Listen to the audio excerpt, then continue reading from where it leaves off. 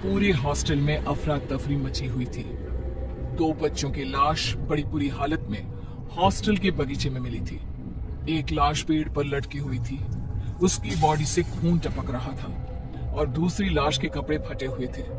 ऊपर से गिरने के कारण उसके शरीर से भी कई जगह से खून निकल रहा था।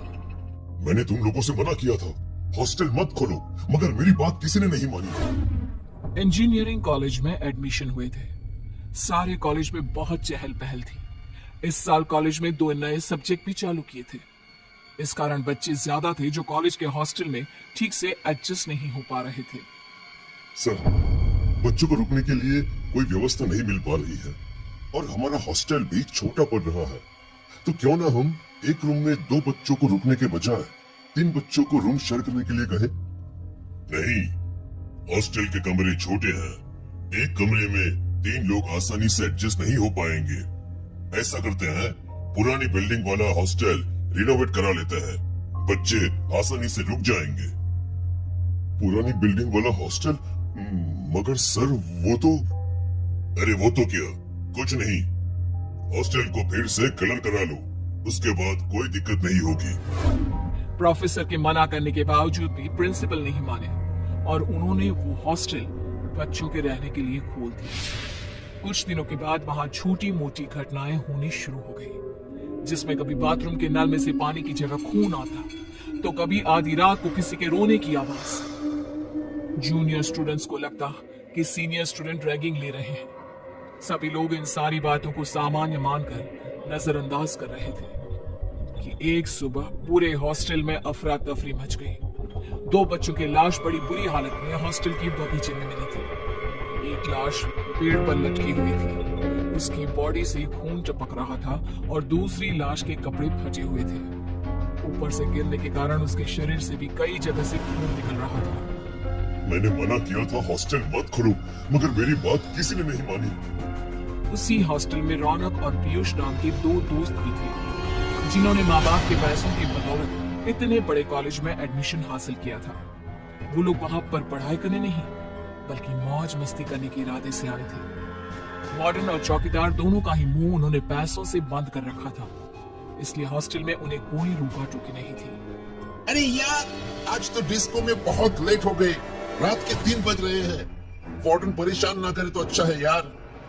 अरे यार, घबराता क्यों है? मेरा ये दोस्त किस वर्ष की दवा है, देख लेंगे। दोनों चुपचाप हॉस्टल में घुसने की कोशिश करते हैं और देखते हैं कि वार्डन और चौकीदार दोनों सो रहे थे। ये देख हमारे रखवाले, इन लोगों को खुद रक्षा की जरूरत है। पीयूष की बात सुनकर रौनक के चेहरे पर हंसी आ जाती है। अरे ये देख मेरे पास क्या है। कहते हुए पीयूष रौनक को एक शराब की बोतल दिखाता है। अरे यार, हॉस्टल में शराब भी और शबाब भी। देख, छत पर एक लड़की है, आज रात डबल पार्टी। अरे हाँ, हॉस्टल की छत पर एक लड़की है, मगर बॉयज हॉस्टल की छत पर लड़की का क्या काम यार? अरे यार, आई होगी अपने किसी दोस्त से मिलने के लिए। चलो हम भी थोड़ी सी दोस्ती कर लेते हैं। दोस्ती नहीं, रात रंगीन करनी है। बहुत दिन हो गए, कॉलेज को ठंडक मिल जाएगी यार। दोनों कॉलेज की छत पर जा रहे थे। उन्हें हाथ में शराब लेकर जाते हुए एक लड़के ने देख लिया था। वो उन्हें रोकने की कोशिश कर रहा था, मगर वो उसे इग्नोर करके चले गए। अगली सुबह हॉस्टल कॉरिडोर में उन दोनों की लाश मिली। वो लड़का जोसेफ, जिसने उन दोनों को ऊपर जाते देखा था, अपने साथ के लड़कों को रात का किस्सा सुना रहा था। हम लोगों को पागल समझा है क्या? तेरी किसी भी बात पर यकीन कर लेंगे।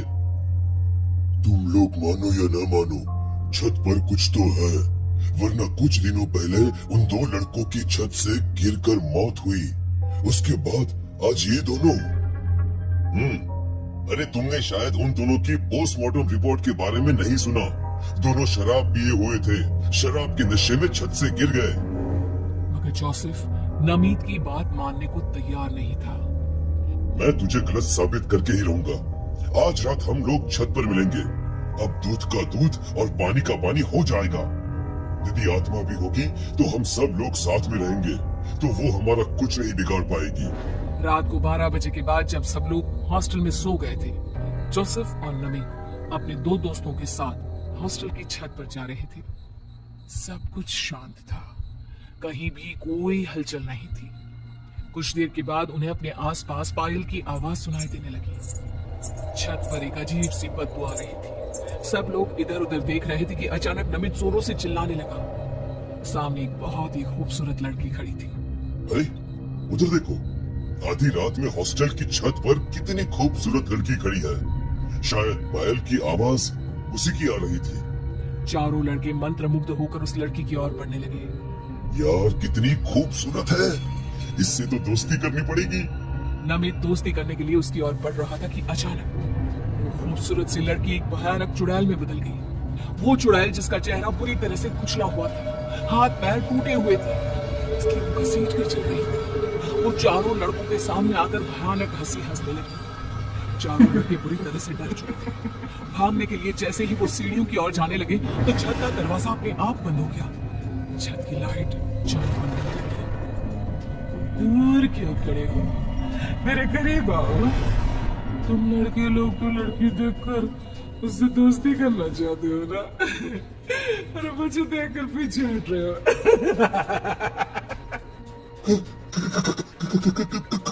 कौन हो तुम? यहाँ क्या कर रही हो? हमें जाने दो, हमें जाने दो। हमने तुम्हारा कुछ नहीं बिगाड़ा, हमें जाने दो। मैं सबको खा जाऊंगी, सबको मार डालूंगी। तुम लड़के यही तो करते हो, लड़कियों की जिंदगी बर्बाद। लड़के देखे नहीं कि टूट पड़े जानवरों की तरह उसके ऊपर। अभी कुछ देर पहले मेरी खूबसूरती की तारीफ कर रहे थे, अब क्या हो गया?